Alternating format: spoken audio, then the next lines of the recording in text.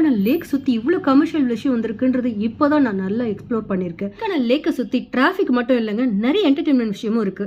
Horse riding இருக்கு, நீங்க கொடைக்கானல் லேக் போனீங்கன்னா போட் ரைடிங் இருக்கு, ஷாப்பிங் பாத்தீங்கன்னா எக்கச்சக்கமா இருக்குங்க. புதுசா விண்டேஜ் மியூசியம், பெட்டிங் ஜூ கூட ஆரம்பிச்சிருக்காங்க. நீங்க விசிட் பண்ணீங்கன்னா எனக்கு ஃபீட்பேக் கொடுங்க. இவ்வளவு விஷயங்கள் நான் கொடைக்கானல்ல ஒரு நாள் எக்ஸ்ப்ளோர் பண்ணிட்டேன். ஹோட்டல் ரிவர் வியூ, இங்க தான் நான் ஸ்டே பண்ணேன். இங்க இருந்து பால்கனில சூப்பர் வியூ இருக்கும். அப்புறம் கொடைக்கானலுக்கு ஒரு டாடா பாபாய் சொல்லிட்டு வர வழியில நம்ம கொடைக்கானல்ல ஃபேமஸா இருக்க இந்த வாட்டர் ஃபால்ஸ் தான் பார்த்தேன். எனக்கு வாட்டர் ஃபால்ஸ் ரொம்ப பிடிக்கும். என்ன ஒரு அழகு பாருங்க. இந்த இயற்கையை ரசிச்சுட்டு டிரைவ் பண்ணிட்டு வர வழியில பூண்டு, முடவாட்டுக்கால் கிழங்கு, அப்படி டிஃப்ரெண்டான ஃப்ரூட்ஸ் இந்த மாதிரி நிறைய வித்துட்டு இருந்தாங்க. அப்படியே கொஞ்சம் அங்கிருந்து வாங்கிக்கிட்டு மவுண்டன் டிரைவ் பண்ணும் போது எனக்கு கொடைக்கானல் விட்டு வர மனசே இல்லைங்க. அதனாலதான் இவ்வளவு கூத்து நடந்தது. இந்த மவுண்டன் டிரைவ் பார்த்தீங்கன்னா எனக்கு ரொம்ப அட்வென்ச்சரஸா இருந்துச்சு. ஹைவேக்கு சேஃபா ரீச் ஆனதும் அங்க ஒரு டின்னரை சாப்பிட்டுட்டு அதுக்கப்புறம் மணப்பாறை வழியா முறுக்கு கடையை பார்த்துட்டு அங்கேயும் நிறைய முறுக்குங்களை அள்ளிக்கிட்டு